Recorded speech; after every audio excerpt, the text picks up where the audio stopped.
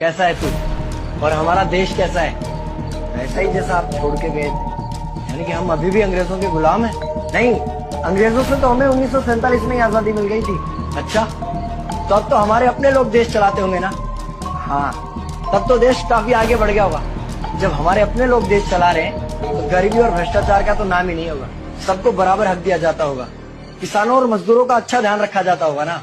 नहीं, ऐसा तो कुछ नहीं है। तो कैसा है बताना मुझे।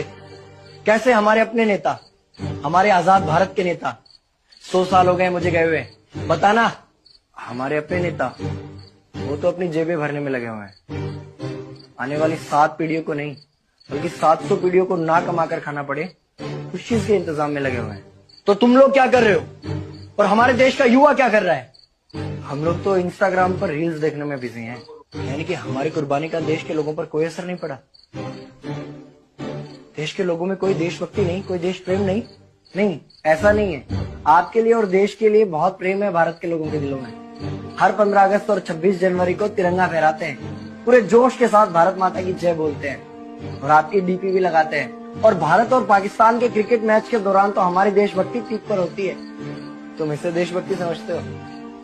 तो फिर क्या है देशभक्ति? अगर तुम्हारी देशभक्ति समाज को सुधारने में, गरीबों को अच्छी शिक्षा या बराबर का हक नहीं दिलाती तो कोई काम की नहीं है तुम्हारी देशभक्ति।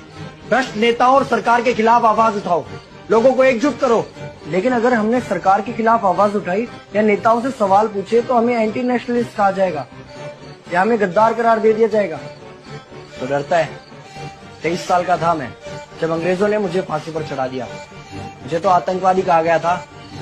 अगर अब नहीं जागे तो ये देश सोता रहेगा। ये सरकारें, ये नेता देश को बेच खाएंगे। इस भ्रष्ट सरकारी तंत्र से लड़ो। देश को क्रांति की जरूरत है। क्रांति यानी कि हमें हथियार उठाने होंगे, बंदूकें उठानी होंगी जैसे आपने उठाई थी। नहीं, हमारी क्रांति विचारों की थी। जब अंग्रेजी हुकूमत ने हमारी आवाज नहीं सुनी तो हमने और जोर से आवाज लगाई और अपने विचार रखे। और क्रांति केवल सत्ता को बदलने तक सीमित नहीं है, बल्कि इस भ्रष्ट अन्यायी तंत्र को जड़ से उखाड़ कर फेंकना है। पर ये होगा कैसे? अपने आसपास से शुरुआत करो। जो भी तुम्हें भ्रष्ट नजर आए उसके खिलाफ आवाज उठाओ, एक्शन लो। तुम्हारे टैक्स का पैसा नेताओं की जेब में जा रहा है, हिसाब मांगो। अपने वोट का सही इस्तेमाल करो, लोगों को जागरूक करो, इस देश को आजाद करवाओ। इंकलाब जिंदाबाद, इंकलाब जिंदाबाद।